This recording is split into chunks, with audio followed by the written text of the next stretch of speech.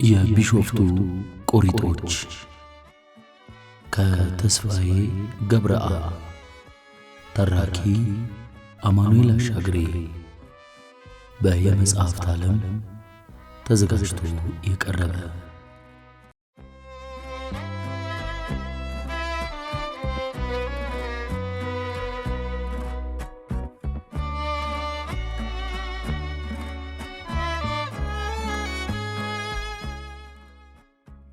የፍጻሜ ጦርነት የቢሾፍቱ ሐይቅ ጥሪ ምዕራፍ 11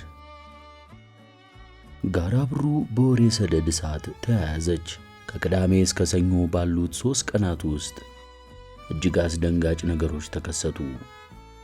ቅዳሜ ምሽት ከቀይዋ ሸረሪት የአምልኮ አዳራሽ እዛ አካባቢ የሩምታ ተኩስና ድብልቅልቅ ያለ ጩኸት ሲሰማ የጋራብሩ ባላገሮች ከባድ ሁኔታ ይከሰታል ብለው ባለማሰብ ደዋዛ ከየጎጇቸው ብቅ እያሉ ተኩስና እሪታ ወደ ተሰማበት አቅጣጫ ማማተር ያዙ። ዳሩ በቅጽበት ወሬው ከእያንዳንዱ ጎጆ ደርሶ አስደንጋጭ ስሜት ፈጠረ። ወሬውን ካንዱ ጎጆ ወደ ሌላው ያዳረሱት እረኞች ነበሩ። ምንድነው ጃል? ቀይዋ ሸረሪት በጥይት ተመታች። 7 ጥይት በደረቷ ገብቶ በጀርባዋ ወጣ። አቦ ድረስልኝ እና ሞተች። ወይ ፍንክች! ጥይቱ በደረቷ ገብቶ በጀርባዋ ሲወጣ ቆንጫ የነከሳት ያህል ብቻ ነው አሉ በጣቱ ያከከችው። ይልቁን በጀርባዋ የወጡት ጥይቶች ገረዲቱን ገደላት። አጀብ አጀብ አጀብ አጀብ! ወሬው ካንዱ ወደ ሌላው ይዳረስ ቀጠለ። ለመሆኑ ማን ነው ይህንን ያደረገው? ማንነቱ ገና አልታወቀም፣ ግን ተይዟል። አላምረው ድንገት ከኋላ ደርሶ ተጠመጠመባት። ከዚያም ብዙ ከታገሱ በኋላ የሸረሪቷ ዘበኞች ደርሰው አገዙትና ጠመንጃውን ነጥቀው በገመድ ጠፍሮ አሰሩት። አጀብ አጀብ አጀብ አጀብ! በእርግጥ ከደብረ ዘይት እየከነፉ ጋራብሩ የደረሱ ፖሊሶች የቀይዋን ሸረሪት ቤት በመክበብ ፍተሻ አድርገው የሸረሪቷን ገረድ አስከሬንና እጅና እግሩ ተጠፍሮ የታሰረ አንድ በዕድሜ የገፋ ግዙፍ ሰው ይዘው ሲሄዱ ጋራብሮች ባይናቸው በብረቱ ተመልክተዋል። ይህ ሁኔታ ድፍን ጋራብሩን ስጋትና ጭንቀት ላይ ጣለው። በዚያን ሌሊት ከቶ እንቅልፍ የወሰደው ሰው አልነበረም። የስጋቱ መንስኤ ቀይዋ ሸረሪት በተደረገባት የግድያ ሙከራ ተበሳጭታ አደጋ ታደርስብን ይሆን የሚለው ሲሆን ጭንቀቱን ያባባሰው ደግሞ ቀይዋ ሸረሪት ጥይት የማይገላት መሆኑ መረጋገጡ ነበር። በተለይም ዓለምሸት የልብ ልብ ሰጥቷቸው ቆሪጥንና ሸረሪቱን ሲያብጠለጥሉ የከረሙ ወጣቶች ያንን ቀን ሌሊት ፈጽሞ እንቅልፍ ሳይዞር ነጋ። እንቅልፍ አሸንፏቸው ሸለብ ያደረጋቸውም ሌሊቱን በከፍተኛ ቅዠት ተሰቃዩ። በተለይም የሽምብራው ፍሬ የሚያካክሉት አጥንታማ ሸረሪቶች በጆሮአቸው ውስጥ ተወጥፈው እንደ መርፌ በቀጠንና በጠነከረ መንቆራቸው የጆሮአቸውን ታምቡር እየቀጠቀጡ አሰቃዩአቸው። ቃጅተውና ጮሆ በመባነን ጆሮአቸው ደህና መሆኑን አረጋግጠው በላብ የተጥለቀለቀ ማጅር ግንዳቸውን በጨርቅ ጠራርገው እንደገና ጋደም ሲሉ ሸረሪቶቹ መልሰው አይኖቻቸው ላይ ሰፍረው እየተቀጠቁ ያሰቃዩአቸዋል።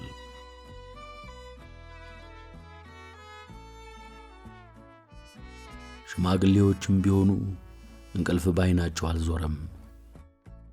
በየጎጇቸው ተንበርክከው አቦን በጸሎት አስጨነቁ። የአንዳንዶቹ ጸሎት ግን ግሳጼ እንጂ ጸሎት ሊባል የሚችል አልነበረም። አቡነ ገብረ መንፈስ ቅዱስ ሆይ በቸሩ እግዚአብሔር ፈቃድ ከቶ ለእርሶ የሚሳኖት የለም። ታላቁ ነቢይ ሆይ ከግብፅ በረሃ ተነስተው ወዲህ በመምጣት ለእኛ ነጻነትና ጽድቅ አልነበረም? 50 ዘመን በጭንቅላቶ ዝቋላ ሐይቅ ላይ መተከሎ ለእኛ ነጻነት አልነበረም? አቡዬ ሆይ በሺዎች የሚቆጠሩትን የጎጃምና የሸዋ አጋንንት አቃጥለውና ደምስሰው ሲያበቁ ምነው ቆሪጥ ላይ እጆ አጠረ? ይኸው ጨርሰው ሳይጨርሱት እግሩን ብቻ ጎምደው እዚህ ትተውብን ፍዳውና መከራው ለኛ ተረፈ። ከመጀመሪያው ባልነቁት ከጀመሩት ላይ ቀር ደግሞ መብረቆ ለእግሩ ሳይሆን ምን ነው ለአንገቱ ሆኖ በነበር። ይሄው ዛሬ አጥንታማ ሸረሪቶቹን መሃላችን ተክሎ እንቅልፍና ሰላም ነስቶናል። እንግዲህ ይሄው ዛሬ ቀይዋ ሸረሪት ተደፍራለች። ቁጣዋኛ ላይ አይሁን ዘንድ እርሶ የያዙልን። ባልበላነው ዕዳ የፍዳ ጎተራ መሆን ታክቶናል። አቡዬ ሆይ ከጎናችን አይራቁ። አይነጋ የለም ነጋ። የሰንበት ጀንበር ገና ከማለዳው ጋራ ብሩን ወከክ አደረገቻት። ጋራ ብሩዎቹ ግን እንደ ፀሐይዋ ወከክ የሚያደርግ ገጽታ አልነበራቸውም። ሁሉም ከየጎጇቸው ደጃፍ ላይ ብቅ እያለ ጎረቤት ከጎረቤት ቡና እየተጠራራ ከረኞች የሚገኘውን ወሬ እንደ ቡና ቁርስ ይካፈል ገባ። ረፋድ ላይ ልብ የሚሰቅል ትኩስ ወሬ ጋራ ብሩን አናወጣት። ቀዩዋን ሸረሪት ለመግደል የሞከረው ሰው ሚስጥሩን ሁሉ ተናዘዘ። በእጀ አሉ ጋራ ብሩዎች። ወሬው ቀጠለ። ዓለምሸትና አዱኛ ናቸው በ5000 ብር ተዋውለው ግድያውን እንዲፈጽም የላኩት። የተቀበለውን ቀብድ 2500 ብር መርቶ ዛሬ ጠዋት ለፖሊሶቹ አስረከበ። በእርግጥ 300 ብር አጉድሎበታል። ወሬዎቹ ወሬን እየጎተቱ አመጡ። ጋራ ብሩዎቹ ወጣት ሽማግሌ ሳይለዩ እየተጠራሩ አፍ ለአፍ ገጥመው ወሬውን ይቀባበሉት ያዙ። እኩለ ቀን ላይ ተጨማሪ ወሬ ጋራ ብሩ ደረሰ። ፖሊሶቹ ዓለምሸትንና አዱኛን ለማሰር በማፈላለግ ላይ ናቸው። ዓለምሸትና እንቆጳ ሊገኙ አልቻሉም። አዱኛ ግን ከተያዘ በኋላ መለጠ። በመኖሪያ ቤቱ እንዳለ ነበር። ማለዳ ላይ ፖሊሶቹ ደርሰው ያዙት። ሸረሪቷ እንድትገደል ተዋውለሃል ሲሉት ካደ። ፖሊሶቹ ሊያግባባቸው ሞክሮ ነበር።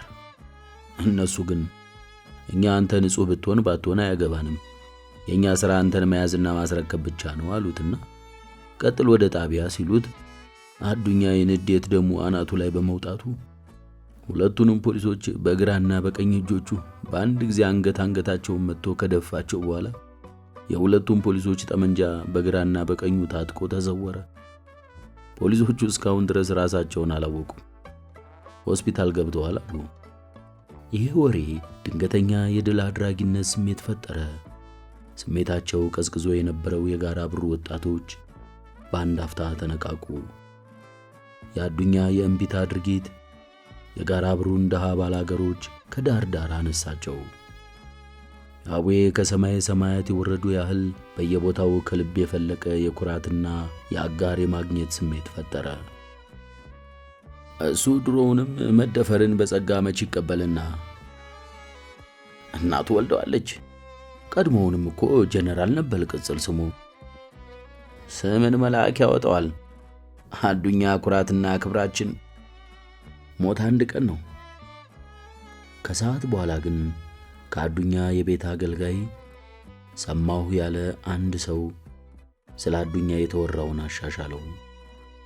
አዱኛ ከፖሊሶቹ ጋር የተነጋገረውና አንገታቸውን መምታቱ ሐቅ ነው። የፖሊሶቹን ጠመንጃዎች በግራና በቀኝ ታጥቆ ተሰወረ የተባለው ግን ፍጹም ውሸት ነው። አዱኛ ፖሊሶቹን መጥቶ ከጣለ በኋላ ጃኬቱን ለብሶ ጫማውን አጥልቆ የራሱን ሽጉጥ ብቻ ታጥቆ ነው የወጣው። ፖሊሶቹ ራሳቸውን ስተው ሆስፒታል ገብተዋል የተባለውም ሐሰት ነው። አዱኛ ከተሰወረ ከግማሽ ሰዓት በኋላ የአገልጋዩን ኡታ ሰምተው የመጡ ጎረቤቶቹ ፖሊሶቹ ላይ ውሃ ሲደፉባቸው ወዲያውኑ ነው የነቁት። ሆኖም በአዱኛ ማምለጥ የተቆጩት ፖሊሶች የቤት ሰራተኛዋን ጨምሮ እዚያ የነበሩትን ሁሉ እየነዱ ወደ እስር ቤት ወስደዋቸዋል። የፖሊስ አዛዡ ግን አህያውን እንጂ ዳውላውን ማን አምጡ አላችሁ ብሎ ሁሉንም ለቀቋቸው። ወሬዎቹ ቀጥለዋል። ጥቂት የወሬ ጫፍ ያገኘ አሻሽሎና ጨምሮ ለሌላው ያዳርሳል። እሱም የራሱን አክሎ ለሌላው እንዲያያለ ዕለተ ሰንበት በድንቅ ትረካዎች ሞቅ አለፈች።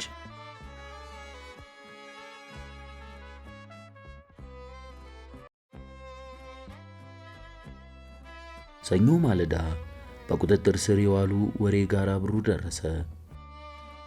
ሰኞ ማለዳ በቁጥጥር ስር የመዋሉ ወሬ ጋራ ብሩ ደረሰ።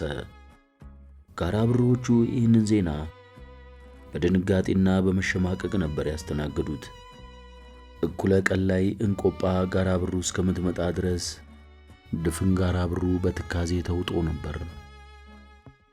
የእንቆጳ ጋራ ብሩ የመድረስ ወሬ እንደተሰማ ግን የጋራ ብሩ ባላገሮች ጎጆአቸውን እየለቀቁ ወደ እንቆጳ ጎረፉ። ሕፃናት እንኳን አልቀሩም። የእናቶቻቸውን የቀሚስ ጫፍ ጨምድደው ተከተሉ። እንቆጳ አለች ወደ ተባለችበት የቆዳ ፋብሪካው ግቢ ተንደረደሩ። ውሾች ሳይቀሩ ከሕፃናት ኋላ ኋላ ሲከተሉ ታየ። እንደ ደራሽ ጎርፍ ድንገት በባላገሮች የተከበበችው እንቆጳ ግራ መጋባት ሲቃ ወረራት። ባላገሮቹ ይንጫጫሉ። ከእንቆጳ አንዳች ነገር ለመስማት አቆብቁበዋል። ወጣቶቹ ትዕግሥት ባጣ ስሜት ከዚያም የጥያቄ ወጨፎ የወረውሩ ጀመር። እንቆጳ እውነት ነው ወይ? እንቆጳ አዱኛ የት ነው ያለው? ዓለምሸት ታሰረ የሚባለውስ? እንቆጳ በእርግጥ ከነፍሰ ገዳዩ ጋር ተባብራችኋል? አንቺንስ አያስሩሽም እንዴ? ዓለምሸትን ቶሎ ይፈቱታል እንዴ? የጀመራችሁትን ሥራ ታቆሙታላችሁ እንዴ? እንቆጳ እንቆጳ እንቆጳ እንቆጳ ከአቅም በላይ በሆነ ስሜት የገነፈለ እንባዋን ጎንበስ ብላ አራገፈችው። መሐረሟን ፈጥና አውጥታም ዓይኖቿንና ፊቷን አባበሰች። ቀና አለች። እንቆጳ ወኔዋን አበረታች። ከዚያም ዝም ይሉ ዘንድ እጇን በማጨብጨብ ምልክት ሰጠች። ወጣቶቹ የእንቆጳን ፍላጎት በመረዳት እነርሱም እጃቸውን እያጨበጨቡ ጸጥታ ጸጥታ እያሉ ወደ የኋላቸው አስተላለፉ። ቀስ እያለ ረጭ አለ። በመቶዎች የሚቆጠሩ ገበሬዎች፣ በዓይኖቻቸው ጥያቄ የሚያዘንቡ ድሆች፣ ሁላችሁም በጥሞና አድምጡኝ ስትል ጮኸች። እንቆጳ ሕዝብ ፊት ቀርባ ስትናገር የመጀመሪያዋ ቢሆንም ድንገት እንደ ሰዓት የሚለበልብ ቁጣና እልህ ውስጧን አግሎ ኃይል ሰጣት። በጥሞና አድምጡኝ ወገኖቼ፣ ዓለምሸትም ሆነ አዱኛ ሸረሪቷ እንድትገደል ከማንም ጋር አልተዋዋሉም። የቸሩ እግዚአብሔር አገልጋይ በሆኑት በጻድቁ አቦ ስም እምልላችኋለሁ። የእኛ ሕልም የጋራ ብሩን ሕይወት ማሻሻል ብቻ ነበር። የእኛን ሥራ ለማደናቀፍ በሚፈልጉ ሰዎች የተፈጸመ ተንኮል ነው። የጋራ ብሩ ባላገሮች ቃል ሳይተነፍሱ በጸጥታ አዳመጧት። እንቆጳ ብዙ መናገር ብትፈልግም አልቻለችም። አንደበቷ ተሳሰረ። የእልህ እምባና ሲቃ እየተናነቀ አስቸገራት። ከገበሬዎቹ መካከል አንድ ድምፅ ተሰማ። ጥያቄ ነበር። ቅጥረኛው ነፍሰ ገዳይ ከተሰጠው ቀብድ 300 ብር አጉድሎ መልሷል የሚባለውስ? እንቆጳ ስለዚሁ ጉዳይ ቀደም ብላ ባለመስማቷ ግራ ተጋባች። ግን መልስ ሰጠች። ስለዚህ ጉዳይ እኔ አላውቅም። አሁን ልነግራችሁ የምችለው እኛ ስለ ግድያ ሙከራው የምናውቀው አንዳችም ነገር አለመኖሩን ብቻ ነው።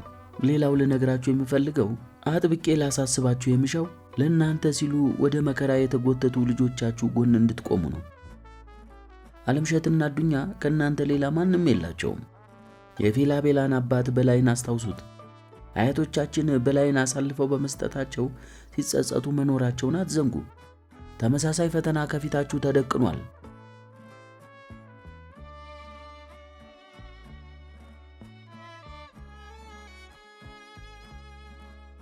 ዓለምሸት ወርቁ ሮብ ማለዳ የመቶ አለቅነት ማዕረግ ላለው መርማሪ ፖሊስ ቃሉን እንዲሰጥ ታዘዘ።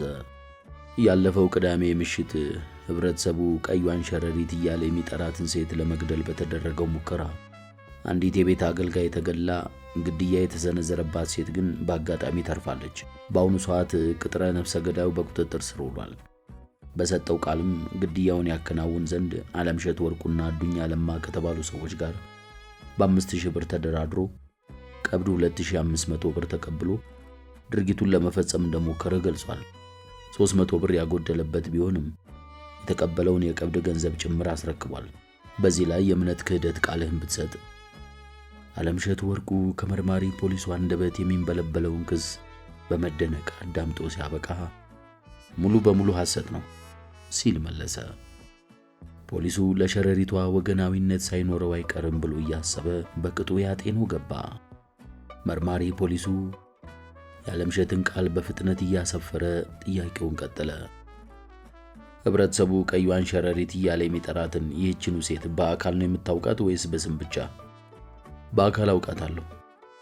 ከ3 ወራት በፊት በዕለተ ቅዳሜ ምሽት መኖሪያ ቤቷ ድረስ በመሄድ ህብረተሰቡ ቆሪጥ ብሎ ከሚጠራው ጋኔን ጋር እንድታገናኝ ጠይቃት እንደነበር መረጃ ደርሶናል። ቃልህን ብትሰጥ? ዓለምሸት በፌዝ ፈገግ አለ። ይህም ፍጹም ፈጠራ ነው። በራስ ጥያቄ አላምረው በተባለው አማላጅነት መኖሪያ ቤቷ ድረስ ሄደህ እንደነበር እየካድክ ነው? መቶ አለቃ አለ ረጋ ባለ ድምፅ።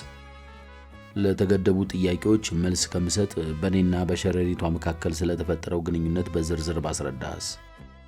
የፖሊስ መኮንኑ ብዕሩን ጠረጴዛ ላይ አስቀመጠና ቀና አለ። ለምጠይቅ ጥያቄ ብቻ መልስ ስጠኝ። ዓለምሸት ጥቂት አሰብ አደረገ። በተቀነባበረ መልኩ ጥቃት እየሰነዘረበት ሊሆን እንደሚችል ገምቷል። መረጃዎቹን አስደግፎ ካልተከላከላቸው ቀሪ ዕድሜውን ወህኒ ቤት ከማሳለፍ እንደማይድን ተረዳ። እናም በእርጋታ የተጠየቀውን እየመለሰ የወንጀላ አቅጣጫውን መመርመር እንዳለበት ከራሱ ጋር ተማከረ። መልካም። መኮንኑ ጥቂት አጉረመረመና ቀጠለ። ከቀዩዋ ሸረሪት ቤት ሄደህ ነበር አልሄድክም? ሄጃለሁ።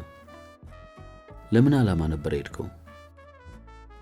ከቆሪጣዊ እምነት ጋር በተያያዘ የምትፈጽማቸውን ወንጀሎች እንድታቆምና በእኔ ሥራ ጣልቃ እንዳትገባ ላሳስባት ነበር በአካል ላገኛት የፈለግኩት። ፈጽማለች የምትላቸውን ወንጀሎች ልታቀርቡ ትችላለህ? ቀደም ሲል ለጣቢያው አዛዥ አቅርቤ ማስረጃ የላቸውም ለማለት ነበር የተበቃው። ጉዳዩ ከመተትና ከእምነት ጋር የተያያዘ በመሆኑ ፖሊሶች ደፍረው ሊገቡበት ያለመቻላቸው እንጂ ክስ ለመመስረት በቂ የሆኑ ከአንድ በላይ መረጃዎች በእጃሉኝ። መልካም፣ እሱን ሌላ ጊዜ ታብራራዋለህ። አሁን ወደ ራስ ጉዳይ እንመለስ። ከቀዩዋ ሸረሪት መኖሪያ ቤት የሄድከው በስራህ ጣልቃ እንዳትገባ ለማሳሰብና የወንጀል ድርጊቶቿን እንድታቆም ለማሳሰብ ብቻ ነው? አዎ። አቶ ዓለምሸት እየዋሸ ነው። አልዋሸሁም። በኋላ በማስረጃ ከተረጋገጠብህ በእጅጉ መጥፎ ይሆንብሃል። ስለዚህ የፈጸምከውን በግልጽ መናገሩ ይበጃል። ለአንተ ጠቃሚ ምክር ነው እየሰጠው ያለሁት። አልዋሸሁም። ዓለምሸት ቁርጥ ያለ መልስ ሰጠው። ይህን ጊዜ መርማሪ ፖሊሱ በቅጽበት የጠረጴዛውን መሳቢያ ከፍቶ ካሴት ካወጣ በኋላ አጠገቡ በነበረው ሬዲዮ ቴፕ ካሴቱን አጉርሶ ከፈተው። የዓለምሸት ድምፅ መጣ። ቀዩዋን ሸረሪት በማድነቅና በማሞገስ ላይ በነበረበት ወቅት የተቀዳ ነበር። የዓለምሸት ፊት በቁጣና በንዴት በአንድ አፍታ ጠቆረ፣ ግን ቻል አደረገው። ይህ የማን ድምፅ ይመስላል? የራሴ ነው። እና ታዲያ አልዋሸህም? አልዋሸሁም። ሸረሪቷን ገጽ ለገጽ ለማግኘት ይህንን ስርዓት የግድ ማለፍ እንዳለብኝ ስለተነገረኝ ምስጋናውን ለማስመሰል ስል ነበር የፈጸምኩት። ፖሊሱ ጥያቄውን ቀጠለ። ያለን መረጃ እንደሚያመለክተው ግን ቆሪጥ እንድታገናኝህ መማጸንህን እንዳልተፈቀደልህ ነው። በመከልከልህም ዝተህባት እንደወጣህ ነው ከከሳሽ ያገኘነው መረጃ። መቶ አለቃ አለው በሻከረ ድምፅ፣ በእርግጥ ቆሪጥን ታገናኘኝ ዘንድ ሸረሪቷን ተማጽኜ ከሆነ የግድ በካሴት ተቀርቶ ይገኛል። እስኪ አብረን እንስማው። ፖሊሱ አቅማማ። የከሳሾቹን ማስረጃ ለአንተ የማሰማት ስልጣን የለኝም። ፖሊሱ ይህንን ካለ በኋላ ጥያቄና መልሱ ለግማሽ ሰዓት ያህል ቀጠለ። ዓለምሸት ቃሉን ሰጥቶ ሲያበቃ በጭንቅላቱ ውስጥ አንድ አብይ ጥያቄ እየተጉላላ ነበር። አዱኛ ሊያዝ ሲል ፖሊሶቹን መቷቸው ማምለጡን አሁንም በፖሊስ እየተፈለገ መሆኑን ከመርማሪው ጥያቄዎች ለመገንዘብ ችሏል። እናም ምናልባት ለእኔ ሳይነግረኝ ድርጊቱን ፈጽሞት ይሆን ሲል እያሰበ ነበር። በእርግጥ የግድያ ሙከራው በራሷ በቀዩዋ ሸረሪት የተቀነባበረ ሴራ መሆኑን የሚያስገነዝብ ፍንጭ አይቷል። በካሴት መቀዳቱ ቀደም ብላ ሊገለኝ ዝቶብኛል ብላ ለፖሊስ ማመልከቷ የመሳሰለው ሁሉ ቅድመ ዝግጅት ማድረጓን ይጠቁማል። ቢሆንም አዱኛን ከመጠርጠር ነፃ ለመሆን ሲል ማረጋገጥ ፈልጓል። አንድ ነገር ልትተባበረኝ ትችላለህ? ሲል ጠየቀው መርማሪውን። በእግዚአብሔር ስም እምልልሃለሁ፣ የሸረሪቷ ክስም ሆነ ቅጥር ነፍሰ ገዳዩ ሰጠ የተባለው ቃል ሙሉ በሙሉ ሐሰት ነው። እኔ የቆሪጥ አማኝ አይደለሁም፣ መሆንም አልፈልግም። አንተም እውነት ትወጣ ዘንድ በምታደርገው ነገር የህሊና እርካታ ታገኛለህ እና አንድ ነገር እንድትተባበረኝ ፈልጋለሁ። ምንድነው እሱ? ቅጥር ነፍሰ ገዳዩ ከኔና ከአዱኛ ጋር ፈጸምኩ ስለሚለው ስምምነት እኔ ፊት እንድትጠይቀው ፈልጋለሁ። መርማሪ ፖሊሱ ጥቂት ሲያስብበት ከቆየ በኋላ ምን ጥቅም ታገኝበታለህ ሲል ጠየቀው። አለምሸት የልብ ፍላጎቱን ሳይሸሽግ ገለጸለት። እንዳልኩህ እኔ በወንጀሉ አልተሳተፍኩም። ይህ ከሆነ ከሁለት ነገሮች አንዱን ማመን አለብኝ።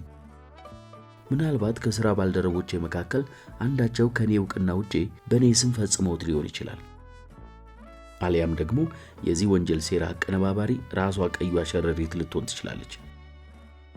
ከሁለቱ እውነተኛውን ለመለየት እፈልጋለሁ። ቅጥር ነፍሰ ገዳዩን እኔን በተመለከተ ከሚናገረው እውነታውን በቀላሉ ማወቅ እችላለሁ። መርማሪ ፖሊሱ ጥቂት ካሰበ በኋላ ተስማማ። የተስማማው የዓለምሸትን ፍላጎት ለመፈጸም ሲል አልነበረም። በቅጥር ነፍሰ ገዳዩና በዓለምሸት መካከል ከሚከሰተው መፋጠጥ እርሱም እውነታውን ሊያገኝ እንደሚችል በማመን ነበር።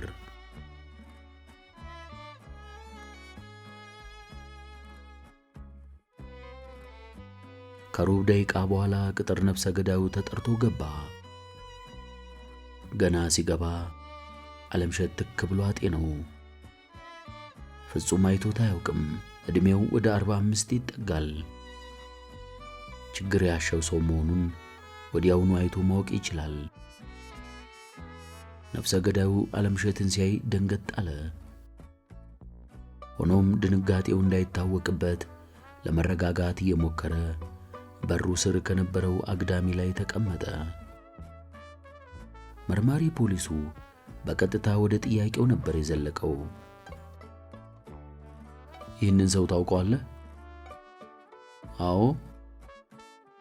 ድምፁ እንደ ጉስቁልናው አይደለም፣ ደማቅና በራስ መተማመን ስሜት የተሞላ ነበር። መናገር ሲጀምሩ አይኖቹ ፈጠጡ። ዓለምሸት ከሰውየው አይኖች ውስጥ ጭካኔ የተነበበው። ማን ነው ስሙ? ዓለምሸት ወርቁ። ቀዩ ሸረሪት እየተባለች የምትጠራውን ሴት እንድትገድል ከማን ጋር ነው የተዋዋልከው? ከዓለምሸት ወርቁና አዱኛ ለማ።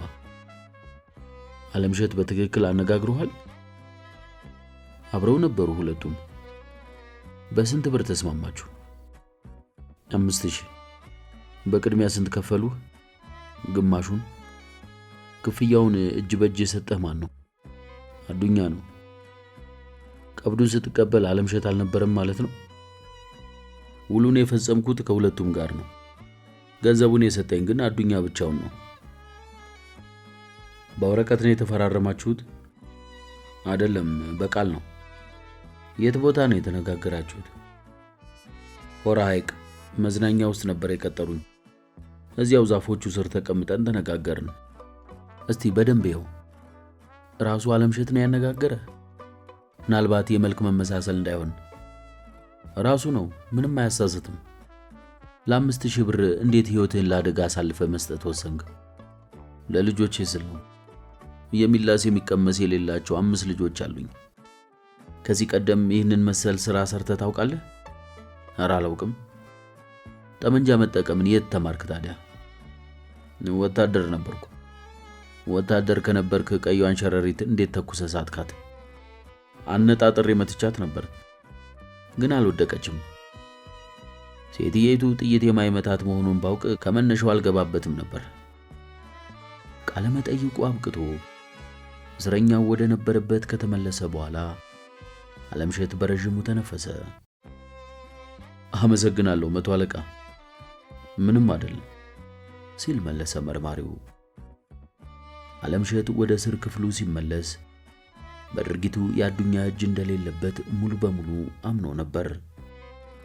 በምትኩ ግን ሌላ አስጨናቂ ጥያቄ በአእምሮ ተተካ። ነፍሰ ገዳዩ ያለ ጥርጥር ዋሽቷል። ስለዚህ ቀይዋ ሸረሪት አንድ የተንኮል የጠለፋ ድራማ ሰርታለች ማለት ነው። በዚህ ድራማ አንድ ሰው ሞቷል።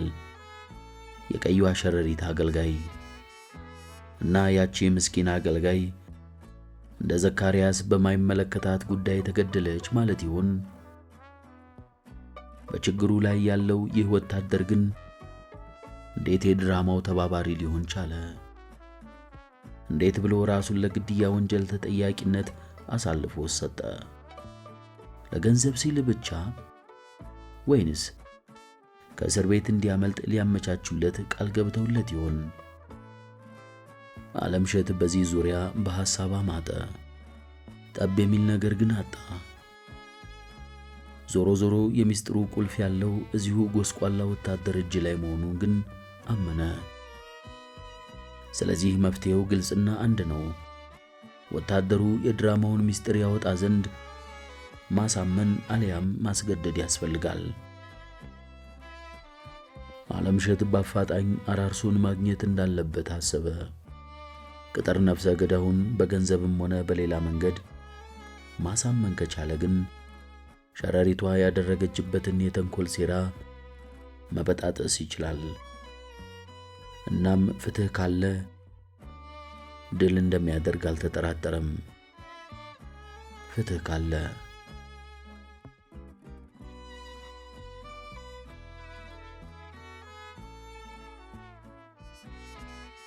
ምዕራፍ 12 የኢትዮጵያ አየር መንገድ ንብረት የሆነ አውሮፕላን ዮሴፍ ናርሲስ አርዚንጋሲያንን ይዞ አዲስ አበባ ደረሰ።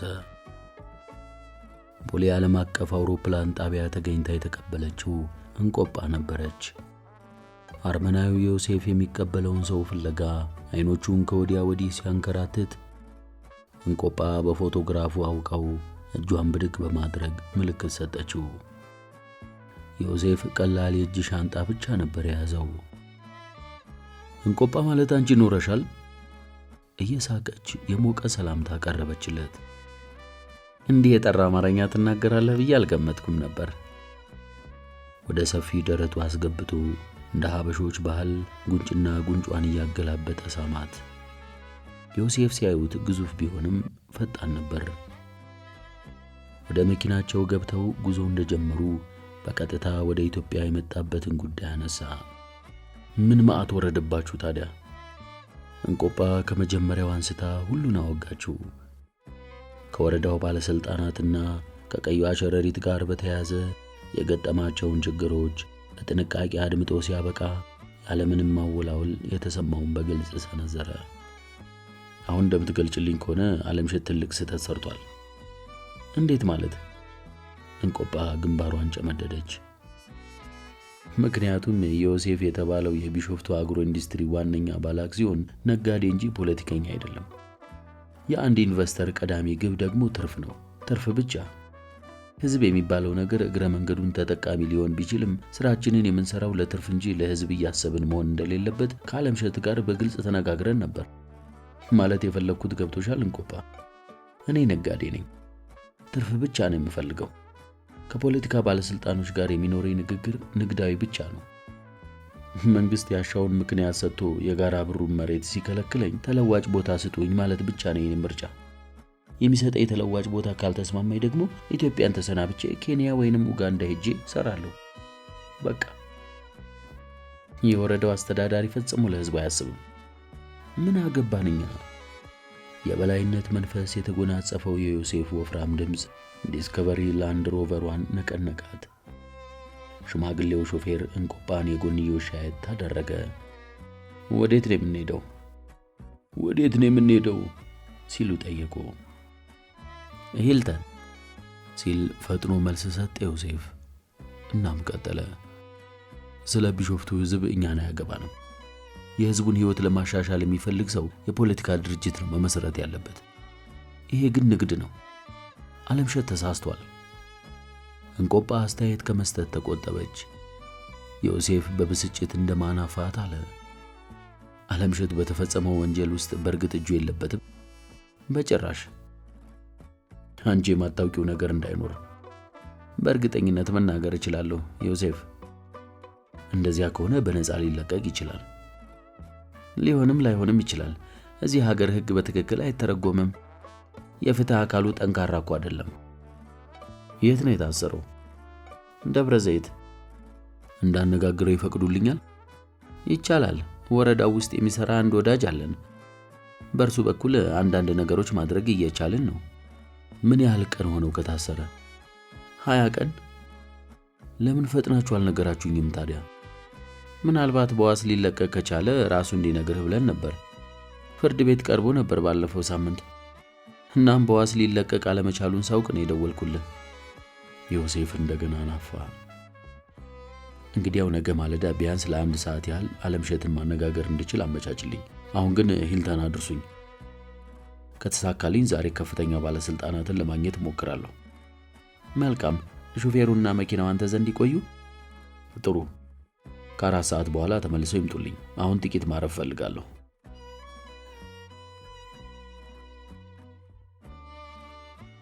በነጋታው አለምሸትና ዮሴፍ በፖሊስ ጣቢያው እንግዳ መቀበያ ክፍል ለመገናኘት ቻሉ። ልክ ሲገናኙ በሞቀ ሁኔታ ነበር ሰላምታ የተለዋወጡት። ነጭ ካናቲራ ለብሶ ቢጫ ፎጣ ትከሻው ላይ ደርቦ በተጎሳቆለ ሁኔታ ሊያነጋግረው የመጣውን የቀድሞ ወዳጁን ሲመለከት አርመናዊ ዮሴፍ በድንገት የጥፋተኝነት ስሜት ተሰማው። በተለይ ደግሞ አለምሸትና እንቆጳ በስስት ተቃቅፈው ግድቡን ሊጥስ ፈልጎ የሚተናነቃቸውንም ባል መከላከል ሲታገሉ ሲመለከት ከኢጣሊያ ድረስ ይዞት የመጣው ብስጭትና ቁጣ ድንገት ጥሎት ኮበለለ። እንግዳ መቀበያው አግዳሚ ወንበሮች ላይ ተቀምጠው ማንኛውን ርዕሰ ጉዳይ ሲያነሱ ዮሴፍ ለስለስ ብሎ ቀረበ። የተከሰተውን ሁሉ እንቆጳ ጫውታኛለች። አሳዛኝ አጋጣሚ ነው። አዎን አላለምሸት፣ አሳዛኝ ነው። ስራችን እግረ መንገዱን የጋራ አብሮዎችን ሕይወት እንዲለውጥ የማድረግ ከፍተኛ ፍላጎት ነበረኝ። ለዚህ ፍላጎቴ ገደብ ማበጀት አልቻልኩም። የፍላጎቴ ገደብ ማጣት ነው ወደ ችግር የከተተኝ። ዮሴፍ አለምሸት ላይ አተኮረ። እንደ ስህተት ሊያነሳ ያሰበውን አለምሸት ቀድሞ ሲነግረው እንቆጳ አየት አደረጋት። ትናንት የኢንቨስትመንት ቢሮውን ባለስልጣናትን አነጋግሬያቸው ነበር። በወንጀል መከሰስህን ነው የሚያውቁት። በመሆኑም ጣልቃ ሊገቡ እንደማይችሉ ነው የነገሩኝ። ዛሬ ማለዳ ደግሞ የወረዳውን ባለስልጣን አነጋግሬው ነበር። ስላንተ ጥሩ አመለካከት የለውም። ስውርና ጤናማ ያልሆነ የፖለቲካ ዝንባሌ እንዳለህ ነው የገለጸልኝ። አለምሸት የፌዝ ፈገግታ አሳየው። የወረዳው ባለስልጣን በጉቦ የተጨማለቀ ነው። በሴተኛ ዳሪነት የበሰበሰ ራሱን ለሰይጣናዊ አምልኮ አሳልፎ የሰጠና ሰብአዊነት የማይሰማው ያላነበበና ያልተማረ ሰው ነው። ለዚህ ስብዕናውና ባህሪው ምቹ ሊሆንለት ባለመቻሌ ነው የተጋጨ ነው። እኔ ምንም አይነት የፖለቲካ ዝንባሌ የለኝም። ተራ ዕውቀቴን በመጠቀም ህብረተሰቡን ለማንቃት መሞከሬ እንደ ኃጢአት መቆጠሩ አስደናቂ ነው። ዛፍ እንዲተክሉ ነው የጋራ ብሩ ባላገሮችን ሰብስቤ ነገርኳቸው። የደንን ጥቅም ማስተማር እንደ ፖለቲካዊ ዝንባሌ ለምን ሊታይ እንደቻለ አልገባኝም። በራሳቸው በገበሬዎቹ መዋጮ ትምህርት ቤት ልንሰራ ፍቃድ መጠየቃችንን ወረዳ አስተዳዳሪውን ለምን ሊያስቆጣው እንደቻለ ፍጹም ሊገባኝ አልቻለም። ዮሴፍ ጥንቃቄ ባልተለየ ሁኔታ አስተያየቱን ጣል አደረገ። ጠላቶች ጥቂት አለመሆናቸውን የተረዳሁት። የአንድ ኢንቨስተር የመጀመሪያ ተግባር ወዳጅ ማፍራት መሆን ነበረበት። እንዲህ አይደለም ዮሴፍ። የጋራ ብሩን ገበሬዎች ቀረብ ብለህ ብትጠይቃቸው ስለኔ የተገላቢጦሹን ይነግሩሃል። በገበሬዎቹ ላይ ተስፋ መጣል ትርፍ በሚፈልግ ነጋዴ የማይጠበቅ ነው። የዮሴፍ ድምፅ መክረር እየጀመረ ነበር። ትርፍ የሚፈልግ ባለሀብት ስለ ገበሬም ሆነ ስለ ሕዝብ ማሰብ ያለበት እንደ ጮሌ ፖለቲከኞች ፍጻሜ ምንጊዜም በከንቱ መስዋዕት ነው፣ እንደ ቼጉቬራ።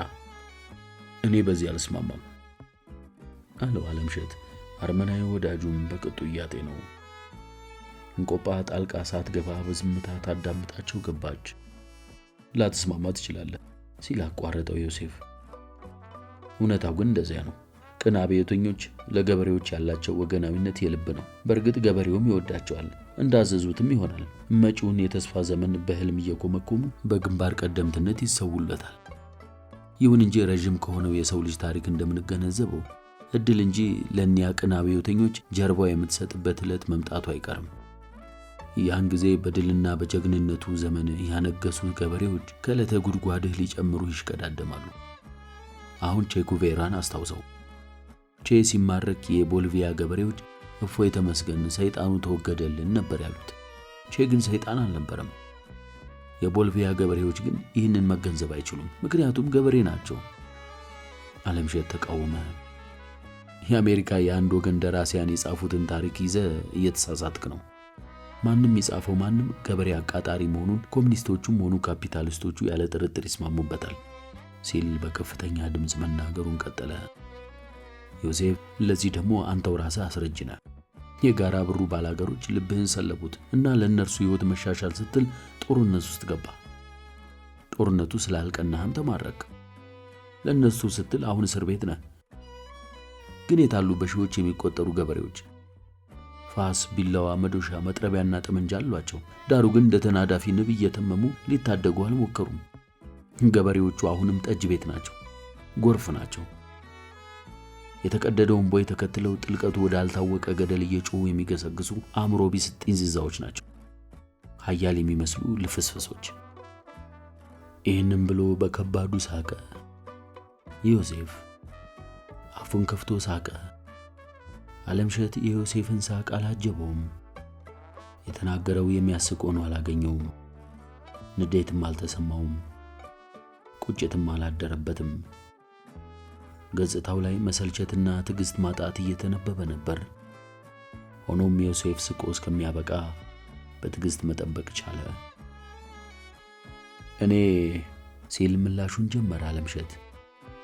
ሰዎች በአጭር የዕድሜ ዘመናቸው መልካም ሕይወት ይገጥማቸው ዘንድ ከመመኘት ያለፈ እምነትና ፍልስፍና የለኝም።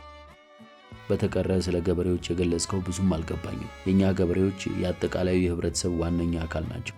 እኔ ስለ ራሴ የማስበው የገበሬ ልጅ ገበሬ መሆኑን፣ ምሁር መሆኔ ገበሬነቴን አይለውጠውም። ገበሬዎች ብዬ የማስባቸው ሌሎች ሰዎች የሉኝም። የጋራ ብሩ መሬት የኔ ነው። ቢሾፍቱ ሐይቅም የኔ ነው። እኔም ቢሾፍቱ ነኝ። ዮሴፍ በቅጡ ሲያስተውለው ቆየና ፈገግ አለ። ፈገግታው በድንገት ከውስጥ የፈነቀለውን የአድናቆት ስሜት ያንጸባርቅ ነበር። ያንን ስሜቱን ግን ፈጥኖ ሳያወጣው ቀረ። ለደቂቃ ያህል በዝምታ ከቆዩ በኋላ ዮሴፍ ተነፈሰ። ስለ ገበሬዎች እንዳመጣልኝ በተናገርኩት ቅሬታ እንዲያድርብህ አልሻም ሲል ይቅርታ ጠየቀው። አያያዘና ቀጠለ። በችግር ጊዜም ቢሆን እውነት ትናገራለህ ዓለምሸት። ቀድሞም ራስህን ነበርክ፣ አሁንም አልተለወጥክም። የቤተሰባችን አባል መሆን ያስቻለ ይህንን ባህሪን ልዘነጋው በመሞከሬ በድጋሚ ይቅርታ ልጠይቅህ እገደዳለሁ። ፈገግ አለ ዓለምሸት። ይቅርታ ለመጠየቅ የሚያደርስ ነገር አልተናገርክም። በሐሳብ ላይ እየተነጋገርን እንዳለ ነው የሚገባኝ። በእርግጥ አሁን ከሚኖረን ጊዜ አንጻር እንዲህ ተዝናንተን መነጋገር ያለብን አይመስለኝም። ከዚያም ፋታ ወስዶ ቀጠለ። በፕሮጀክቱ ሥራ ዙሪያ እያሰብክ ያለውን ነገር ካለ ልንነጋገር እንችላለን። ዮሴፍ ሲጋራ አቀጣጠለና ጥቂት አሰበ። እንግዲህ ግልጽ መሆን አለብን። ስራችንን በተሳካ ሁኔታ ትርፋማ የማድረጉ ግብ ላይ ከመድረሳችን በፊት እንቅፋት ገጥሞናል። ከትርፍ ባሻገር ባሉ ህዝባዊ መሰል ጉዳዮች መጠመድህ የመሰናክላችን ምክንያት ነው ብዬ አምናለሁ። ሊሆን ይችላል። ዓለምሸት ሳያመነታ ተስማማ። የጋራ ዓላማችን ግን ትርፍ ነበር። ሙሉ ጊዜና ትኩረትህ በፕሮጀክቱ ዋነኛ ግብ ላይ ይውላል የሚል እምነት ነው የነበረኝ። ድልድይ የምንሰራ ከሆነ ድልድዩ ለስራችን አስፈላጊ መሆን እንዳለበት በስምምነታችን ውስጥ ነበር። ለህብረተሰቡ ጥቅም ብለን ግማሽ $1 እንኳን ማውጣት እንደማይኖርብን ተነጋግረን ነበር። በእርግጥ በድልድዩ ከሚሻገር ማንኛውም ሰው 1 ሳንቲም ከመጠየቅ ወደ ኋላ ማለት እንደማይኖርብንም ነበር ውላችን። ወዳጅ ዓለምሸት፣ በቢዝነሱ ዓለም ወጪህ ትርፍ የማያመጣ ከሆነ ኪሳራ ነው። ህብረተሰቡን የሚጠቅም ምንም ተግባር መከናወን የለበትም ማለቴ ግን አይደለም። ወጪው ግን በቀጥታም ሆነ በተዘዋዋሪ ጥቅም እንደሚያመጣ ማረጋገጥ የማይጣስ መመሪያችን ሊሆን እንደሚገባ በኢጣሊያ ሚላን ስምምነታችን አጽንኦት ሰጥተን ተነጋግረንበት ነበር። ልክ ነህ ተነጋግረናል ሲል አቋረጠው ዓለምሸት። ውስጣዊ መመሪያውን ከአቅሜ በላይ በሆነና ልቆጣጠረው ባልቻልኩት ፍላጎትና እምነት ተገፋፍቼ እንደ ጣስኩት ነው የሚገባኝ። እነዚህን ስህተቶች ለማረም ግን ጊዜው አላለፈም አለ ዮሴፍ። ስህተቶች ስለመሆናቸው ግን እርግጠኛ አይደለሁም። ዓለምሸት ቅጭም ብሎ መለሰ። ስህተትም ተባሉ ችግሮች ስራው እንዲቀጥል አንዳንድ እርማቶችን ማድረግ ይገባል። ምን አይነት እርማት? የቆዳ ፋብሪካ ስራውን ከጋራ አብሩ ወደ አርመን ሰፈር ብናዘዋውረው ችግሮች ሁሉ ሊቃለሉ እንደሚችሉ የወረዳ አስተዳዳሪው ገልጾልኛል። የአትክልት እርሻ ስራው ለጊዜው ሊቆይ ይችላል። የዓለምሸት ገጽታ በአንድ አፍታ ከሰል መሰለ። ይህ ከሆነ ቀዩዋ ሸረሪት ያሰበችው ተሳካላት ማለት እኮ ነው። እንቆጳ ቀረቀረች። በአንድ አፍታ የጨላለመውን የዓለምሸት ገጽታ ላለማየት ነበር ያቀረቀረችው። ታውቀዋለች ዓለምሸትን። ይህን መሰል ነገር የመታገስ ብቃት እንደሌለው አሳምራ ታውቃለች። ዳሩ እርሷም እንደሱ ናት። ልዩነታቸው ዓለምሸት እንደሷ የመታገስ አቅም ከማጣቱ ላይ ብቻ ነበር። ዮሴፍ ቀጠለ። ስለ ቀዩዋ ሸረሪት ፍላጎት አያገባንም። ጋራ ብሩን የፈለግናት ለፍራፍሬና ለአትክልቱ እርሻ ነበር። እርሱ ሊዘገይ ይችላል። የቆዳ ፋብሪካው ግን የግድ ጋራ ብሩን መሆን አይኖርበትም። የሐይቁን ዳርቻ ሳናጣ አርመን ሰፈር ላይ መሬት ማግኘት እንደምንችል የወረዳ ባለስልጣኑ ገልጾልኛል። ዓለምሸት አይኖቹን አጥብቦ በሐሳብ ተዋጠ። አሁን ባለበት ሁኔታ የሚሰነዝረው አስተያየት ዋጋ ቢስ መሆኑን እያሰበ ነበር። ከሁሉም ነገር በፊት በነፍስ ግድያ ወንጀል የተከሰሰ እስረኛ ነው። ይልቁን ከዮሴፍ ጋር መነጋገር የሚኖርበት የሽርክናው ዙሪያ መሆን እንዳለበት በማንሰላሰል ላይ ነበር። ከቢሾፍቱ አግሮ ኢንዱስትሪ ፕሮጀክት 20 በመቶ የስጦታ ድርሻ አለው። ያንን የስጦታ አክሲዮን ማግኘት የቻለው ግን ወደፊት የሚሰራው ስራ ታስቦ ነበር። በዚያችው ቅጽበት ሕጉ የሚፈቅድለት ድርሻውን የመጠየቅ ፍላጎትና ሐሳብ እንደማይኖረው ለዮሴፍ ማረጋገጥ እንዳለበት አመነ። መልካም እንግዲህ ሸሪኬ አለ ዮሴፍ። በተፈጸመው ግድያና የግድያ ሙከራ ወንጀል ውስጥ እጅህ እንደሌለበት ማረጋገጥ መቻል ያለብኝ ይመስለኛል። ጥሩ ጠበቃ ቅጠሩ። የሚያስፈልገው ወጪ ሁሉ ይሸፈናል። ራስህን መጉዳት ያለብህም አይመስለኝም። በፍጹም የኢንቨስትመንት ባለስልጣናት ጉዳዩን ጠቅላይ ሚኒስትሩ ዘንድ እንዳያደርሱ እጥራለሁ። ቢያንስ የዋስ መብትህ እንዲጠበቅ ማድረግ ያለብን ይመስለኛል። ከተሳካልን በተፈጸሙት ስህተቶች ወይንም ችግሮች ላይ በግልጽ ተነጋግረንና ተማምነን ለጊዜው የፋብሪካው ግንባታውን ብቻ በጋራ መቀጠል ብንችል ደስ ይለኛል። ፈጥኖ ካልተስተካከለና ጉዳዩ ወራትን የሚጠይቅ ከሆነ ግን እኔ ያንን ያህል ጊዜ መቆየት ስለማልችል የግድ በግንኙነታችን ዙሪያ አንዳንድ ነገሮችን ማድረግ ይኖርብን ይሆናል። ገብተዋል ማለት የፈለግኩት? ግልጽ ነው ዮሴፍ። መልካም እንግዲህ ሸሪኬ አለ ዮሴፍ። ይህንን ጊዜ በዝምታ የቆየችውን ቆጳ ጣልቃ ገባች። ምናልባት ዮሴፍ ያልገለጽኩልህ ነገር አለ ስትል ጀመረች። ባለፈው ሳምንት ጠበቃ ቀጥረን ጉዳዩን እየተከታተልነው ነው። ዛሬ ጠዋት ጠበቃውን አግኝቼው አንዳንድ ተስፋ ሰጪ ፍንጮች ማግኘቱን ገልጾልኛል። በግድያው ከዓለምሸትና ከአዱኛ ጋር ውል አድርጎ ቀብድ መቀበሉን የሚገልጸው ሰው የአጥንት ካንሰር ህመምተኛ ስለመሆኑ መረጃ አግኝቷል። ሌላው ደግሞ ከሰውየው እስር በኋላ የቤተሰቡ ህይወት ላይ መሻሻል ለውጥ መታየቱን ደርሰንበታል። ነፍሰ ገዳዩ ሰው የግድያ ውሉን ከማን ጋር እንደፈጸመ እንዲናዘዝ ለማድረግ ጠቃሚ መረጃዎችን እንዳገኘን የገለጸልኝ እና ተስፋ ሊኖር ይችላል። ዮሴፍ ግራ ተጋባ። ነፍሰ ገዳዩ የአጥንት ካንሰር ህመምተኛ መሆኑን የቤተሰቡ ኑሮ መሻሻል ምኑን ያመለክታል? እንደ ጠበቃው ግምት ከሆነ አለችን ቆጳ። ነፍሰ ገዳዩ ህመሙ ረጅም ዕድሜ እንደማያቆየው ከሐኪሙ መረጃ ሳያገኝ አልቀረም። በቅርቡ ሟች መሆኑን ካወቀ ከቀዩዋ ሸረሪት ጋር በገንዘብ ተደራድሮ ዓለምሸትን የወንጀል ድራማ ለመስራት ሊስማማ ይችላል። ለመዋሸትም ሆነ የግድያ ወንጀል ለመፈጸም ከባድ የህሊና ፈተና የማይገጥመው ሰው መሆኑን የሚጠቁሙ ልምዶች እንዳሉትም ጠበቃው አረጋግጧል። በውትድርና ህይወቱ ላይ በርሸና ተግባር ላይ ተሳትፏል። የወታደራዊ መረጃ የምርመራ ክፍል ውስጥ 15 ዓመት ያህል መስራቱንም እንዲሁ ጠበቃው አረጋግጧል።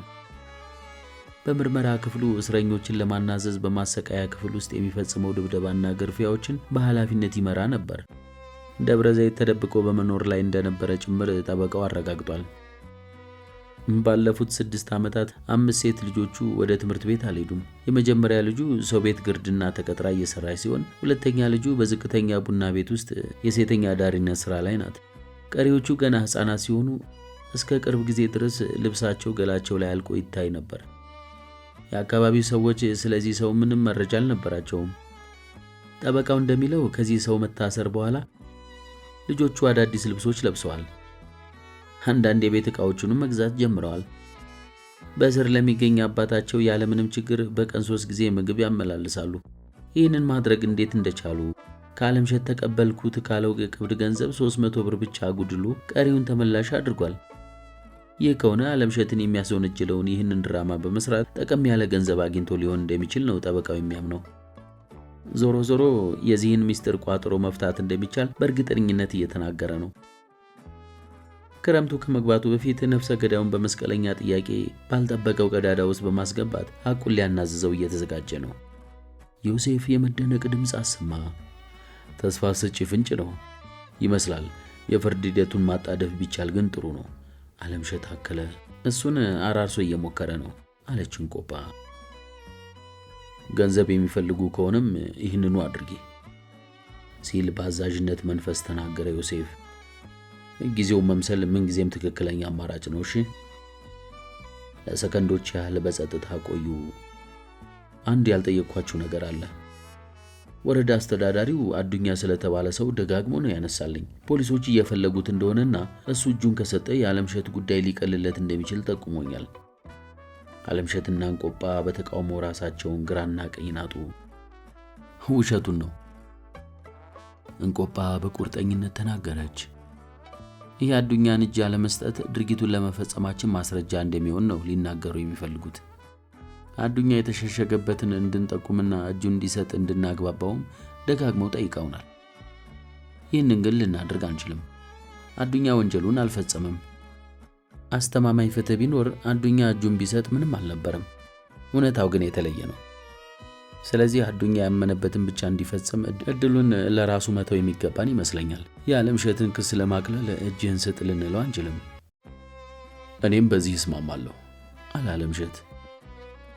መልካም ደሞዝ እያገኘ በሰላም ከሚኖርበት የሞቀ ከተማ ያመጣሁት እኔ ነኝ። ለጋራ ብሩ እድገት ከልብ ሊሰራ በተስፋ ነበር የመጣው እና ያለ ኃጢአቱ ለዓመታት በስር እንዲማቀቅ ላግባባው አልችልም። ኢትዮጵያን ለቆ እንዲወጣ መልእክት ልኬበታለሁ። በእርግጥ ይህንን አልተቀበለውም ብለውኛል። አዱኛ ሀገሩን የሚወድ ሰው ነው። ምናልባት አጥፍቶ የመጥፋትን አማራጭ ይከተል ይሆናል የሚል ስጋት ነው ያለኝ። የት እንዳለ ግን ታውቃላችሁ? ዮሴፍ ጠየቀ። አንድ ቋሚ ቦታ ያለው አልመሰለኝም አለች እንቆጳ። የጋራ ብሩ እረኞች አሞራ ገደል መታየቱን ነው የሚገልጹት። ከ20 በላይ የጋራ ብሩ ወጣቶች አካባቢ ሚሊሻዎች ላይ ጠመንጃ ነጥቀው ወደ አዱኛ መሄዳቸውንም በስፋት እየተነገረ ነው። ፖሊስና የመከላከያ ኃይል በመተባበር አዱኛን ለማደን ዝግጅት መጀመራቸውንም ሰምቻለሁ። በዝቋላ፣ በጥቁር ጋራ፣ በአረንጓዴ ባህር፣ በአሞራ ገደል ዙሪያ ደኖችና ገደላ ገደሎች እንደሚዘዋወር እረኞች ይናገራሉ። በሚዘዋወርባቸው አካባቢዎች ስሙ እየገነነ መሆኑንና ገበሬዎች ምግብና መጠጥ እንደሚያቀርቡለትም ሰምቻለሁ። የቆይታ ጊዜያቸው በማብቃቱ ዮሴፍና እንቆጳ ለመሄድ ተነሱ። ዓለምሸት ትከሻው ላይ የደረበውን ፎጣ እያስተካከለ አንድ ልገልጽልህ የምፈልገው ነገር አለ። ዮሴፍ በሽታ ራሱን ላይ እናታችን አጠ። ምናልባት በአጭር ጊዜ ነፃ ከሆንኩ አሊያም በዋስ ከተለቀቅኩ የፕሮጀክት ማሻሻያ አድርገን ስራችንን በጋራ እንደምንቀጥል ገልጸህልኝ ነበር። ዮሴፍ በድጋሚ ራሱን ላይ እናታችን አጠ። አሁን ሳስበው በዚያ መንገድ ልሰራ የሚችል አይመስለኝም። እንዴት ማለት? ስራችንን በጋራ ልንቀጥል የምንችለው የቢሾፍቱ አግሮ ኢንዱስትሪ ፕሮጀክት ያለምንም ማሻሻያ ጋራ ብሩ ላይ የሚቀጥል ከሆነ ብቻ ነው። የዓለምሸት የጠነከረ ድምፅ ቁርጠኝነትን እየሰነቀ ነበር። እንደሱ ሊሆን አይችልም። መሆን ካልቻለ ቀዩ አሸረሪት ድል ማድረጓን ላረጋግጥላት አልችልም። ነፃ ሆኜ ከእስር ከወጣሁ ቀዳሚው ተግባሬ የሸረሪቷን መቃብር መቆፈር መሆን እንደሚኖርበት ወስኛለሁ። በዚህ ልንስማማ አንችልም ዓለምሸት ይመስለኛል። ረጋ ብለህ እንድታስብበት ጊዜ ልስጥህ። የማሻሽለው ነገር የለኝም ዮሴፍ።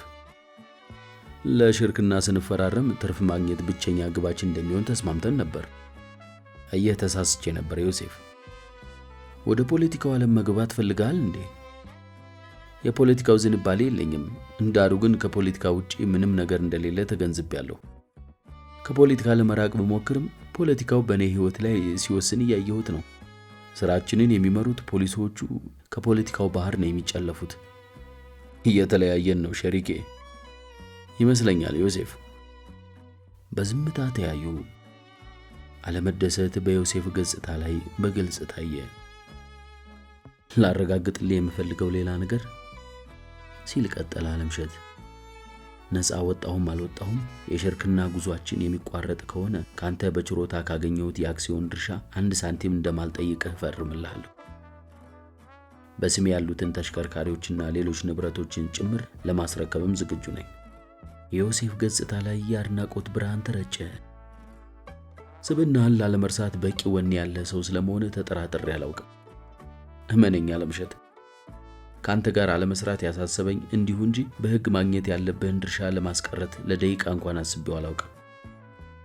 ዮሴፍ፣ እኔ ትሁት ለመሆን አይደለም እንደዚህ የምልህ። መሆን ስላለበት የግድ በዚያ መንገድ ይፈጸማል። በእኔና ባንተ መሃል ሕግ የለም። አባቴ ያበረከቱልኝ ታላቅ የመማር ጸጋ ከሚሊዮኖች ብር በላይ ነው። ሰላማዊ ሕይወት የምትመራበትን ሥራ ያቋረጥኩ በእኔ ምክንያት ነው። ኃላፊነት ይሰማኛል። ፍጹም የሚጸጽተኝ ነገር የለም ዮሴፍ። ይህ ሥራ አዲስ የሕይወት ምዕራፍ እንድንጀምር ረድቶኛል።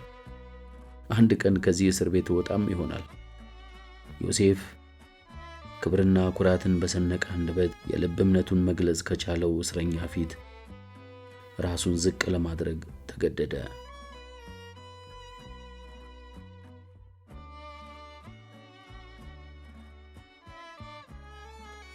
ከጋራ ብሩ እየተነሳ እንደ ሰደድ እሳት የሚቀጣጠለው ወሬ አዱኛን ለመያዝ የዘመቱትን ፖሊሶች ልብ ያረግበው ገባ። እንደ ወሬው ከሆነ አዱኛ 20 ተከታዮች አሉት። የታጠቁት ጠመንጃ እንደ ወርቅ ያብለጨልጫል። እንዲያውም አለምሸት ከስር ካልተፈታ ድፍን ደብረ ዘይት እንደ ሰዶምና ገሞራ ጋያታለሁ ብሎ ሲዝት ተሰምቷል። ወሬው ይህ ብቻ አልነበረም። አንዳንዶቹ አዱኛ እንዲህ ሊበረታ የቻለው በቆሪጥ እርዳታ ሊሆን ይችላል አሉ። አብዛኞቹ ግን ይህንን ወሬ በጽኑ ተቃወሙት። ይልቁኑ ለአዱኛ ከለላ መከታ የሆኑለት ጻድቁ አቦ ናቸው ሲሉ በእርግጠኝነት ተናገሩ።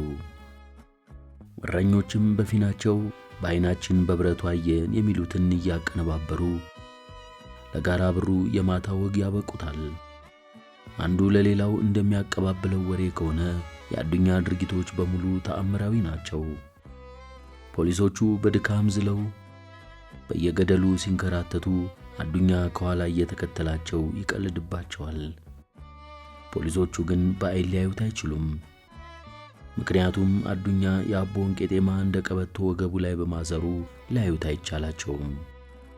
አንዳንድ እረኞች ቄጤማውን ያሰረው ወገቡ ላይ ሳይሆን ግንባሩ ላይ ነው ሲሉ ማስተካከያ ቀረቡ። እረኞች የአዱኛን ስም እያነሱ መዘማመር የጀመሩትም ወዲያው ነበር። የጀነራሉ ቁጣ ተሰማ በቢሾፍቱ አፋፍ ከተማ፣ በሎሜ ባዱላላ አዳማ በጋራ ብሩ ጨለማ። በዚያኑ ሰሞን ለሶስተኛ ጊዜ ለተለመደው አሰሳ ወደ አሞራ ገደል በመጓዝ ላይ የነበሩት ፖሊሶች የመንገድ ወጎቻቸው በሙሉ ከቆሪጥ ጋር የተያዙ ነበሩ። ቡድኑን የሚመራው ከመከላከያ ሰራዊት በውሰት የመጣ ወጣት ወታደር ነበር። ቡድኑ በተራ ወታደር ይመራ እንጂ 10 አለቃ አታላይ ውበቱም አካባቢውን በማወቃቸው ምክንያት ወታደሩን በረዳትነት እያገለገሉ የአሰሳው ተሳታፊ ሆነዋል። የፖሊሶቹ ጉዞ በሰልፍ ነበር። ወታደሩ ከፊት ይመራል፣ 10 አለቃው ተከትለውታል።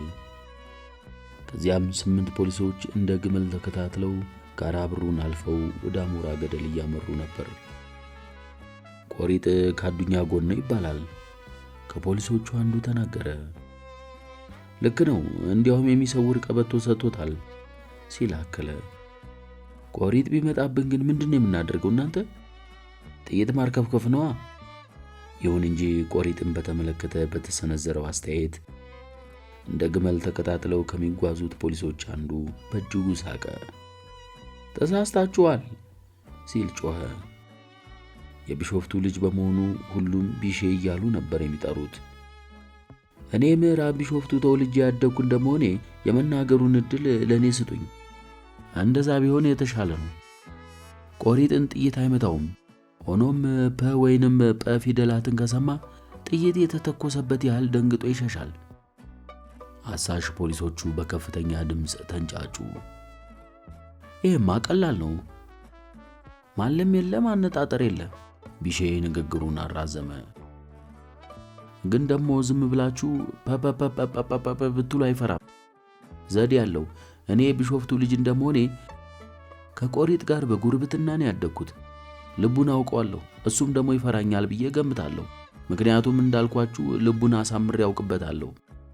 በል እስኪ ንገረን። ፖሊሶቹ ተንጫጩ። ለማንኛውም ንገረንና እንዘጋጅ። መልካም አለ ፖሊሱ። ቆሪጥ ድንገት ቢመጣባችሁ ፐፑፒፓ አቶ አያሌው ኢህአፓ ማለት ትችላላችሁ። ይህንን ካላችሁ ቦምብ የወረወራችሁበት ያህል እግሬ አውጪ ብሎ ነው የሚጠፋው። ፖሊሶቹ በሳቅ አውካኩ። ቆሪጥ ኢህአፓን ይፈራል ማለት ነው? አንዱ ጠየቀ። አይደለም፣ ፐ የሚለውን ፊደል ነው የሚፈራው። 5 የፐ ፊደሎች ሲንጣጡበት የሚገባበት ነው የሚጠፋው። ጆሮ ውስጥ ጊንጥ የነደፈው ያህል ፊደሎቹ የጆሮውን ታምቡር እየወጉ እረፍት ይነሱታል። ወታደሩ ለቢሼ ጥያቄ ቢጤ አቀረበ። አቶ አያሌው ግን ማን ነው? ዝም ብሎ ነው። ዝም ብሎ ማለት ምንድን ነው? አቶ አያሌው ኢህአፓ ስለመሆኑና አለመሆኑ ምን ማስረጃ አለ? አንተ ፖሊስ እንደመሆንህ መጠን ሰውን ያለ ኃጢአት መወንጀል ከአሰራር ውጭ ነው። ምሳሌ ነው እኮ አለ ቢሼ። አቶ ንጋቱ ማለትም ይቻላል። ለግጥሙ እንዲመች ብቻ ነው። በዚህ ተስማምተው በመጓዝ ላይ ሳሉ ቢሼ ለወታደሩ ጥያቄ ቢጤ አቀረበ። ኢህአፓ መሆን ግን ወንጀል ነው እንዴ? የቡድኑ መሪ ሲያቅማማ ቆየና ወንጀል ሳይሆን እነሱ ወላዋዮች ናቸው። ምንድነው ደግሞ የወላወሉት? በሁለቱም የፖለቲካ ጥያቄዎች ላይ ሲወላውሉ ነው የኖሩት። የአሳሹ ቡድን አባላት የተገለጸው ነገር ስላልገባቸው ይሁን በሌላ ምክንያት ብቻ ባይታወቅም ለመሪያቸው ገለጻ ምላሽ ሳይሰጡ ቀሩ። ይልቁኑ ፐፑፒፓ የሚለውን በማንሳት መቀላለዱን መረጡ።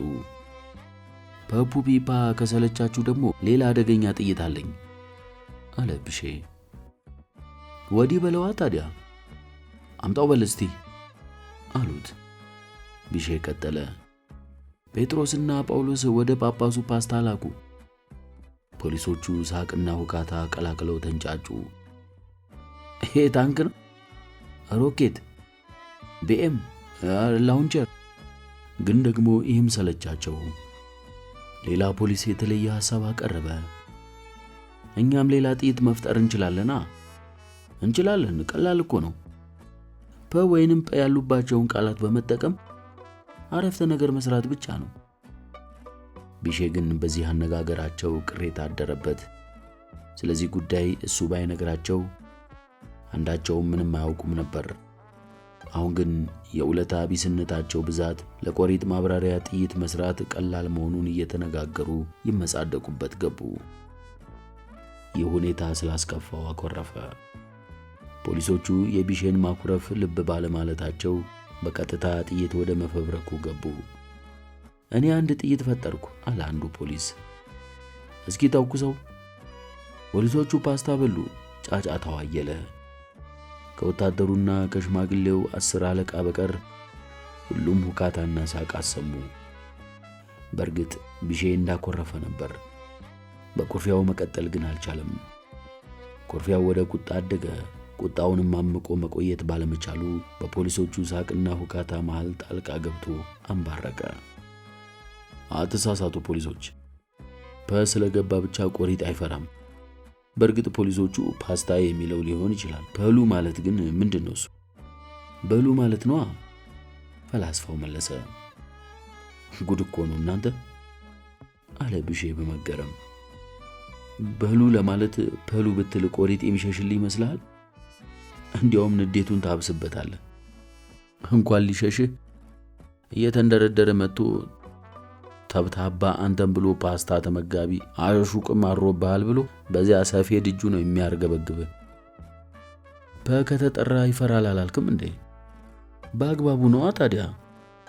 ይህንን ካለ በኋላ ተራኪነቱን ላለመነጠቅ ሲል ድስኩሩን አራዘመው። ሌላው ልነግራቸው የሚፈልገው ግን ቆሪጥ መልኩና ቅርጹ እንደማይታወቅ ነው። እንዴት? እንደ ካፖርት ያሻውን እንስሳ ለብሶ ሊመጣ ይችላል።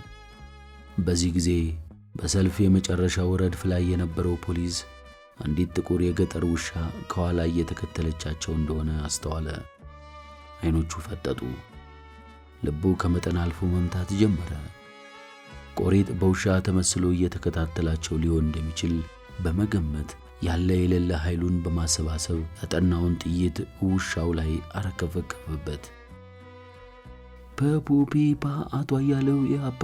ውሻው ግን ከፖሊሱ አንደበት በወጡት የፐ ፊደላት ጎርፍ በእርጋታ አልሸሸችም። ፖሊስ የተኮሳቸው የፐ ፊደሎች ከኋላ እየተከተለቻቸው አንድ ያልነገርኳችሁ ነገር አለ።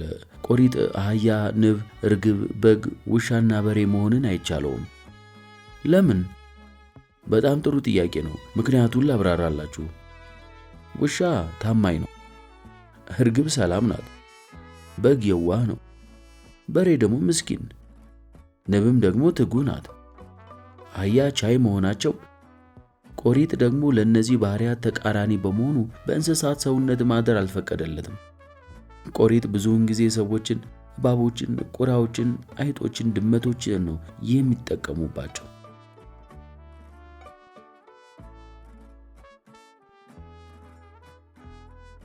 ያንን ቀን ፖሊሶቹ ከማለዳ ጀምረው እስከ እኩለ ቀን ድረስ አሞራ ገደልን ሲያስሱ ቢውሉም አዱኛን ቴሳ ሊደርሱበት አልቻሉም። እኩለ ቀን ላይ የቆርቆሮ ምግባቸውን አምጥተው ምሳቸውን ከተመገቡ በኋላ ግምገማ ማድረግ እንደሚገባ ወታደሩ ተናገረ። አስር አለቃው ስለ ግምገማ ዕውቀትና ልምዱ ስላልነበራቸው አስተያየት ከመስጠት ተቆጠቡ። ለነገሩ ወታደሩ የሽማግሌውን አስተያየት አልጠበቀም። ግምገማውን ራሱ ይመራው ጀመር። ወታደሩ በቅድሚያ የመገምገሚያ ነጥቦችን አስታወቀ። አሰሳችንን እንደ ኮሚቴ እንዴት ነበር? እንደ ግለሰብስ? የቡድኑ መሪ በአግባቡ መርቷል ወይ? አሰሳውን አድምተን ሰርተናል ወይ? ፖሊሳዊ ግዴታችንን የምንወጣው ለዓላማችን ወይንስ ለደሞዛችን? ግምገማው እነዚህን ነጥቦች መሰረት አድርጎ ተካሂዶ ሊጠናቀቅ አካባቢ በወታደሩና በብሼ መካከል አለመግባባት ተፈጠረ። የምንሰራው ለዓላማ ነው ለደሞዝ የሚለው የመገምገሚያ ነጥብ ነበር ያነታረካቸው። ብሼ ለደሞዝ ነው ብሎ ወይ ፍንክች አለ። ወታደሩ ለዓላማ መስራት አለብህ ብሎ ሊያሳምነው ረጅም ንግግር ቢያደርግም ሊግባቡ ባለመቻላቸው አስር አለቃው ጣልቃ ለመግባት ተገደዱ። የኔ ልጅ አሉት ብሼን፣ እዚህ አሳደርከን እኮ ምን አለ ብትገላግለን? ብሼ ለሽማግሌው ሲል አምኛለሁ፣ ለዓላማ ነው መስራት የነበረብኝ አለ። ወታደሩ ግን በዚህ ብቻ አላቆመም። ጥቂት ተከታታይ ጥያቄዎችንም አቀረበ። ያመንከው የልብህን ነው ከአንገት በላይ? የልቤን። ማረጋገጫ ምንድን ነው? ብሼ ሳቀ። እንዴት አድርጌ ላረጋግጥልህ? እምነትህ ከምን እንደመነጨ ግልጽ ነው። ከዚህ ፍቅር ነዋ ሲል መለሰ ብሼ። የስህተትህ ምንጭ ምንድን ነው? ግለኝነት። በዚህ አበቃ። ቀስ በቀስ ፖሊሶቹ ግምገማውን ለመዱት።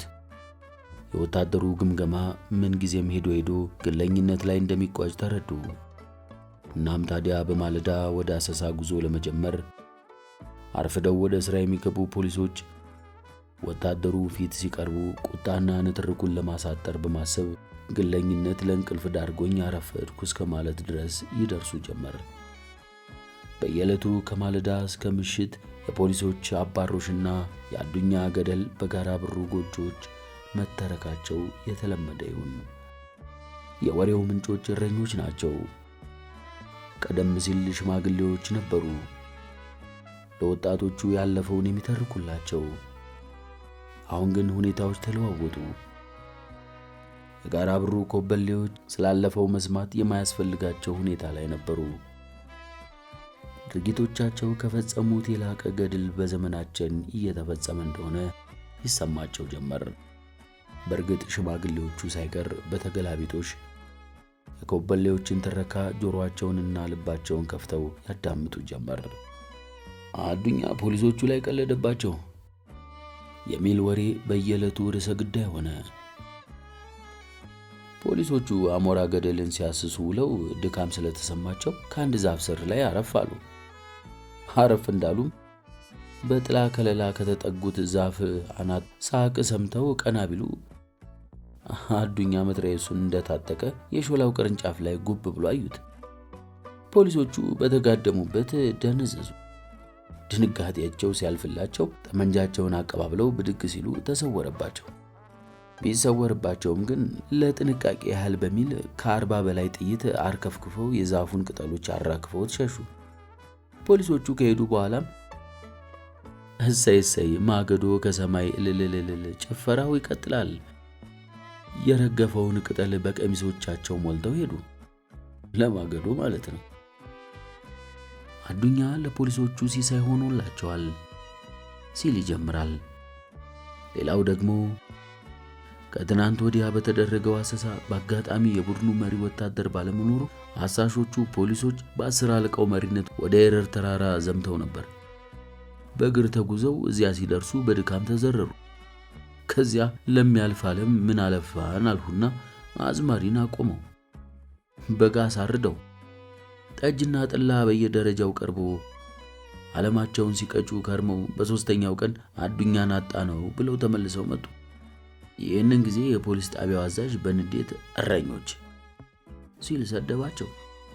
ፖሊሶቹ ግን በስድቡ በመናደድ ፈንታ እየተያዩ ተሳሳቁ። አዛዡም በእኔ ላይ ነው የሳቃችሁት፣ ምን አይታችሁብኝ ነው ብለው ስብሰባ ጠሩን።